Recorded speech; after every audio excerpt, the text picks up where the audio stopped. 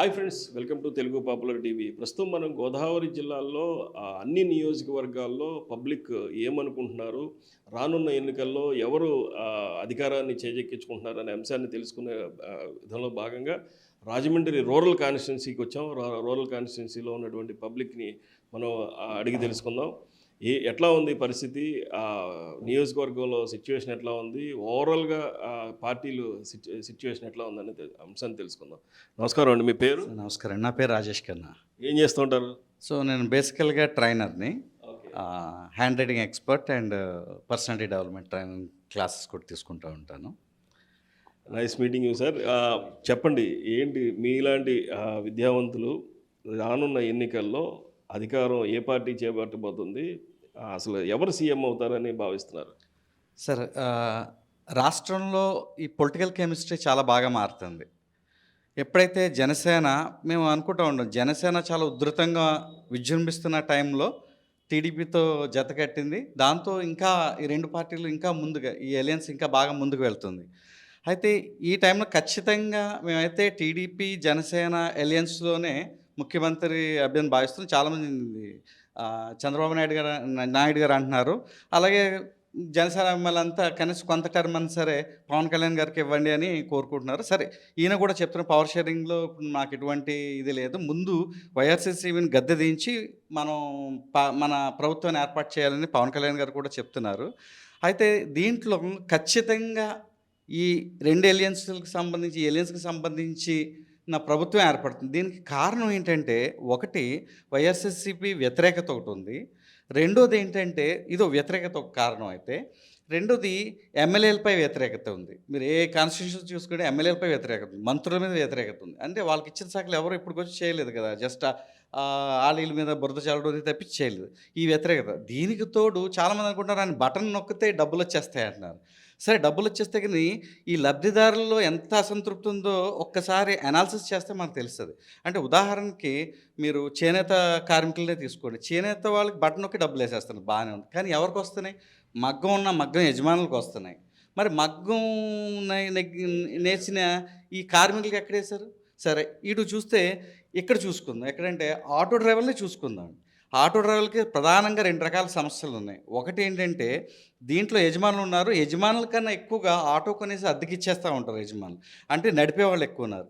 దీంట్లో వాహనదారుల్లో ఎవరికి వేస్తున్నారండి డబ్బులు? ఆటో డ్రైవర్లు యజమానికి వేస్తున్నారు. మరి నడిపేది ఎక్కువ 90% మంది వీళ్ళే నడుపుతున్నారు. వీళ్ళకి ఉన్న ఇంకొక దురదృష్టకరమైన విషయం ఏంటంటే, రోడ్ల వారికి వెళ్తుంటే ఏ రిపేర్ వచ్చినా, ఏ గుంతలు ఏ టైర్ ఊడిపోయినా సరే మళ్ళీ వీళ్ళే రిపేర్ చేయించుకోవాలి. ఫైన్ ఏమైనా కట్టాల్సి వచ్చినా వీళ్ళే కట్టాలి. ఇది ఒకటి. కౌలు రైతులకు వచ్చేసి రైతుల దగ్గరకు వద్దాం. రైతుల దగ్గరకు వచ్చేటప్పటికి ఇక్కడ జరుగుతున్నది ఏంటో ఒక్కసారి పరిశీలిస్తే, రైతులకి ఎవరికి వేస్తున్నారండి డబ్బులు? ఎవరికి వేస్తున్నారు? రైతులకి వేస్తున్నారు. రైతులు అంటే ఎవరు వీళ్ళ దృష్టిలో?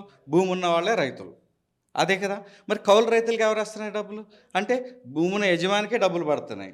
సో ఈ వ్యవసాయం చేసి ఆ భూమిని, ఇప్పుడు నాకు భూమి ఉందండి నేను ఇచ్చేసాను, ఆ పాపం కష్టపడేది నష్టపోయేది అంతా కౌలు రైతు.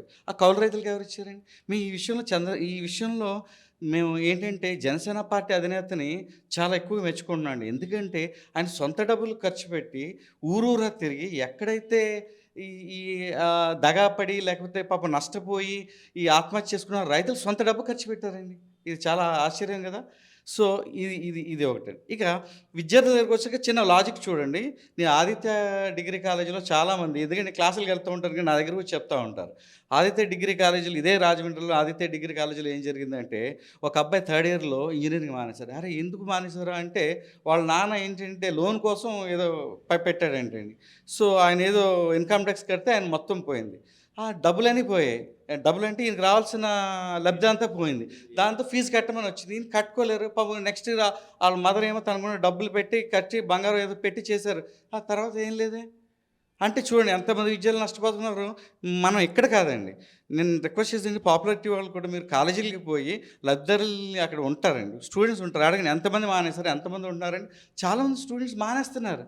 అంటే ఇంకొక విషయం, ఇప్పుడు డ్వాక్రా గ్రూప్లో తీసుకోండి, మన రుణమాఫీ చేశారు, బాగానే ఉంది. రుణమాఫీ ఎవరికి చేశారు? దానికి ఒక పద్ధతి ఉందా అంటే, మీకు ఉదాహరణకి ఒక మహిళ ₹1,00,000 లోన్ ఉంది ఒక గ్రూప్లో, ఒక మహిళకి ఇంకా ఆవిడ కట్టేకి ఒక 5,000 ఉన్నాయి బాకీ. రుణమాఫీ అందరికీ చేసేసాడు. మీరు అందరిలో ఇది సమానంగా చేశారా? అంటే ఆవిడకి ₹1,00,000 చేశారు, ఈడికి 5,000 చేశారు. మరి ఈవిడ పాపం 95,000 నష్టపోయినట్టే కదా! ఆవిడకి మొత్తం లబ్ధి చేకూరినట్టే కదా! అంటే అసంతృప్తి ఎవరికుంటది? ఈవిడకుంటదా? ఆవిడకుంటదా? సో, ఇలాగ ప్రతి దాంట్లోనూ ఒక పద్ధతి లేకుండా డబ్బులేసేస్తున్నాను చేసుకుంటూ పోతున్నానండి. ఇలా మాట్లాడుకుంటూ ఉంటే బోలెడన్ని ఉన్నాయి. అంటే మీరు చెప్తున్న పథకాలన్నీ మీరు చెప్తున్నట్లుగా అన్ని వర్గాలకి వివరించి చెప్పారు. ఏదైతే మీరు చెప్తున్న వైసీపీ లోకల్ ఎమ్మెల్యేల మీద, మంత్రుల మీద ఉన్న అసమ్మతిని వైసీపీ పార్టీ చేంజ్ చేస్తుంది కదా! ఈ క్యాండిడేట్‌ని అవతల నియోజకవర్గం, ఆ నియోజకవర్గాన్ని, ఈ నియోజకవర్గం చేంజ్ చేస్తుంది. క్యాండిడేట్స్ మీద ఉన్న నేటివిటీ అక్కడ పోద్దంటారు కదా! సరే ఒకటండి. మీకొక నేటివిటీ పోవడం అంటే ఉదాహరణకి రాజమండ్రిని తీసుకో. రాజమండ్రిలో ఎంపీ భరత్ గారు ఉన్నారు ఇక్కడ. రాజేంద్ర నగర్‌లో నేను చెప్తున్నాను కాకపోతే మీరు కూడా వెళ్లి ఎంక్వైరీ చేసుకోండి. రాజేంద్ర నగర్‌లో చాలామంది జగనన్న కాలనీల కోసం అక్కడ రాజానగరం అవతల డబ్బులు కట్టారు. డబ్బులంటే వైఎస్ఆర్‌సీపీకి సంబంధించి ఈ భరత్ గారో లేకపోతే వీళ్ళో చెప్పిన వైఎస్ఆర్‌సీపీ నాయకులు చెప్పారు. చెప్పి మీరు కట్టండమ్మా ఆయన కాంట్రాక్టర్ మనవడే తెలిసినోడే అన్నారు. కట్టారండి. కడితే 2,00,000 లక్ష కట్టారు. అక్కడ ఏమీ నిర్మాణం జరగలేదు. వీళ్ళంతా కలిసి భరత్ గారి దగ్గరికెళ్లారు. భరత్ గారి దగ్గరికెళ్తే ఆయన ఏం చేశారు? మీకెందుకేమో మీకు అంతా చూస్తాను నేను అతన్ని పిలిచి వార్నింగ్ ఇస్తానని చెప్పాడంట. అతను పిలిచి వార్నింగ్ ఇచ్చాడు ఏమో పని అవ్వలేదు. వాళ్ళు మళ్ళీ ఏం చేశారు? సబ్ కలెక్టర్ ఆఫీస్‌కెళ్లారు. సబ్ కలెక్టర్ ఆఫీస్‌లో స్పందనలో ఇచ్చారు. స్పందనలో ఇచ్చినా సరే స్పందన లేదు. మరి ఇక్కడ మరి మీరు అంటే యాక్చువల్‌గా ఆయన నష్టపోయాడు. లబ్ధిదారులు నష్టపోయారు ఇక్కడ. ఈ నష్టం ఎవరి వల్ల? నాయకుల వల్ల, ఆ వైఎస్ఆర్‌సీపీ కాంట్రాక్టర్ వల్ల జరిగింది. దీనికి సంబంధించిన ఎవిడెన్స్‌లు కూడా మన దగ్గర ఉన్నాయండి. సో, చాలామంది చెప్తున్నారు. మరి చెప్పండి ఒక కారణం చెప్పండి. ఇప్పుడు ఇదే భరత్‌ని ఎమ్మెల్యేగా చేస్తారు. మరి ఆయనకి ఓటేస్తారా? సో, అసంతృప్తి అని. ఇక్కడ ఓవరాల్‌గా మన రాష్ట్ర రాజకీయాలు చూసుకుంటే, ముఖ్యమంత్రిని చూసి మాక్సిమం ఓటేసే పరిస్థితి గానీ, క్యాండిడేట్ చూసి ఓటేసే పరిస్థితి మన ప్రజాస్వామ్యంలో ప్రస్తుతం రాలేదు.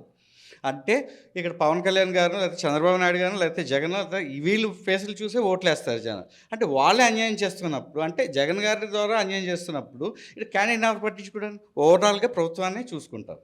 సో, కాబట్టి ఈ దృష్టిలో వీళ్ళు మనం ఆలోచిస్తే ఖచ్చితంగా వీళ్ళు వైఎస్ఆర్‌సీపీ ప్రభుత్వాన్ని చూసి మాత్రమే వీళ్ళు ఓటేయాలి. వాళ్ళు నష్టపరిచారు కాబట్టి ఖచ్చితంగా ఓటు వేయడం జరగదు. ఇప్పుడు మనం చూసుకుంటే యాంటీ ఇన్కన్వీనియన్స్ ఓట్ అనేది లోకల్గా ఉన్న సిట్టింగ్ క్యాండిడేట్ల మీదే ఎక్కువగా ఉండడం వల్ల తెలంగాణలో కేసీఆర్ బీఆర్ఎస్ పార్టీ అధికారం కోల్పోయింది. ఇక్కడ అదే ఈక్వేషన్స్లో క్యాండిడేట్స్ని మారిస్తే యాంటీ ఇన్కన్వీనియన్స్ పోతుంది అనేది అధికార పార్టీ వర్గాలందరూ కూడా చెప్తున్నారు. దీనికి ఏం ఎట్లా? సార్ నేను ఆల్రెడీ చెప్పాను. ఇప్పుడు నేను ఎమ్మెల్యేగా నుంచున్నాను, లేదా మీరు నుంచున్నారు అనుకున్నాను.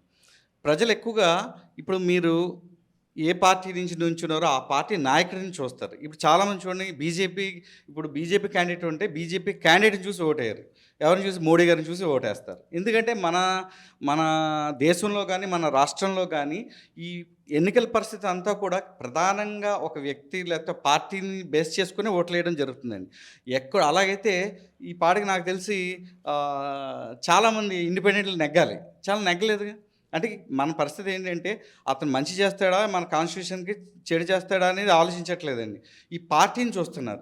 ముఖ్యంగా పార్టీని చూసి ఓటేస్తారు కాబట్టి మీరు ఎన్ని మార్చుకోండి. వైఎస్ఆర్‌సీపీ మీద ఒక చెడు ముద్ర ఉంది. ఆ ముద్రని తొలగించడం చాలా కష్టం అని నేను భావిస్తాను. ఫైనల్‌గా ఏం చెప్తారు? ఇప్పుడు మీరు ఇన్ని ఈక్వేషన్స్ చెప్పారు, అన్నీ చెప్పారు. అయితే టీడీపీని పబ్లిక్ ఎందుకు నమ్మాలి? టీడీపీని, జనసేనని రెండిళ్ళకి కలిపి నమ్మాలండి. ఎందుకంటే ప్రత్యామ్నాయం లేదు. మీరు నాకు ఏ ఊరు నుంచి వచ్చారో, ఎక్కడి నుంచి వచ్చారో, లేకపోతే ఏ ఊరికి మీరు కారులో వెళ్తారో, బైక్ మీద వెళ్తారో తెలియదు. రోడ్ల పరిస్థితి చూడండి. మరి జగన్నే సీఎంగా ఎందుకు కోరుకోవాలి? ఒకసారి ఆలోచించండి. ఇక్కడ నష్టపోతున్నాం ఏంటి పబ్లిక్. మీకు ఇక్కడ మీరు ఈక్వేషన్స్ తీసుకున్నా సరే లబ్ధిదారులు ఓటేసేస్తారు, నేను బటన్ నొక్కేస్తున్నాను అనుకుంటే ఇక్కడ నిమ్న వర్గాల్లో కొంత శాతం, అది కూడా దాంట్లో అసంతృప్తి చాలా ఉంది. మనం డిస్కస్ చేసుకున్నాం.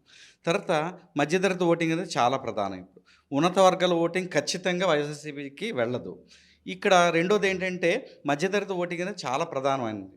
ఈ మధ్యతరగతి వాళ్ళు కూడా చాలా అసంతృప్తితో ఉన్నారు. ఎక్కువగా నలిగిపోయేది ఏంటంటే మధ్యతరగతి వాళ్ళే. ఉన్నవాళ్ళు బాగానే ఉంటారు, లేని వాళ్ళకి గవర్నమెంట్ ఆదుకుంటుంది, బాగానే ఉంటుంది. సో ఎటొచ్చి మధ్యతరగతి ఓటింగ్. ఇప్పుడు కూడా మధ్యతరగతి వాళ్ళు ఖచ్చితంగా, ఎందుకంటే మధ్యతరగతి అంటే ఆయన ఇప్పుడు హార్లిక్స్ ఫ్యాక్టరీ నుంచి ఇంకొక చోట ఎక్కడికో వెళ్ళాలి, ఆ బండి మీద వెళ్ళాలి, ఆ గొతుకులు అవి ఇవి, ఆ టైమింగ్ ఇవి చూస్తున్నాం కదండి ఎంత అవస్థలుగా ఉన్నాయో. సో ఈ నేపథ్యంలో మనం చూస్తే అసలు ఎగ్జాంపుల్ చెప్తున్నా. అభివృద్ధి ఎక్కడుందండి? అభివృద్ధి లేదు. అభివృద్ధి ఉంటే కోరుకుంటాం. సంక్షేమం కాదు కదా! సంక్షేమం నిజంగా అణగారిన వాడికి మీరు హెల్ప్ చేయాలి. అది కూడా అసంబద్ధంగా జరుగుతుంది. కానీ అభివృద్ధి జరగాలి కదా! రాష్ట్రం ముందుకెళ్ళాలంటే. ఇప్పుడు ఈ రోజున నే మనం ఒక ప్రొడక్ట్‌ని తీసుకెళ్ళి మండపేటలో అమ్మాలండి. ఆ వ్యాపారి అప్పుడు ఎలా వెళ్తాడు? రోడ్లు బాలేదు, ఏం లేదు. అన్నీ నష్టమే కదా! ఓ పక్క మేము ఎన్ని బళ్ళు చూస్తున్నాం, ఎన్ని లారీలు చూస్తున్నాం, అవి తిరగబడిపోతున్నాయి. అంటే ఇది ఎగ్జాంపుల్ చెప్తున్నాను. ఇంకా మనం అనాలిసిస్‌కి పోతే చాలా ఉంటాయి. జస్ట్ చూడగానే మనకేం కనపడుతుంది? ఇది అభివృద్ధి అంటారండి. సో, కాబట్టి ఎందుకు జగన్‌కి ఓటేయాలంటే ఇది ఆలోచించుకోవాలి. ఇది అభివృద్ధా? కాబట్టి ఖచ్చితంగా జగన్‌కి ఎవరు ఓటేయరండి. ఈ టీడీపీకి ఎందుకేస్తారంటే మీరు మంచి ప్రశ్న అడిగారు. జనసేనలో మన అధినేత కూడా చెప్పారు క్లియర్ కట్‌గా ఆయన పవన్ కళ్యాణ్ గారు. ఈయన విజనరీ లీడర్. చంద్రబాబు నాయుడు గారు విజనరీ లీడరు. మన రాష్ట్రాన్ని గతంలో కూడా చాలా అభివృద్ధి పనులు చేశారు. అంతర్జాతీయ ఖ్యాతిని కూడా తీసుకొచ్చారు. అలాగే ఇప్పుడు రాష్ట్రం ఉన్న అప్పులో కూరుకుపోయిన పరిస్థితుల్లోనూ, లేతే అభివృద్ధి లేకుండా దిగాలు పడిపోయిన పరిస్థితుల్లోనూ ఒక విజనరీలో ఒక ఎక్స్‌పీరియన్స్‌డ్ ఉన్న సీఎం రాష్ట్రానికి కావాలి. ఖచ్చితంగా చంద్రబాబు నాయుడు గారి అవసరం అయితే ఉంది. ఆయనకి జగన్ గారి పవన్ కళ్యాణ్ గారి సపోర్ట్ కూడా ఖచ్చితంగా కావాలి.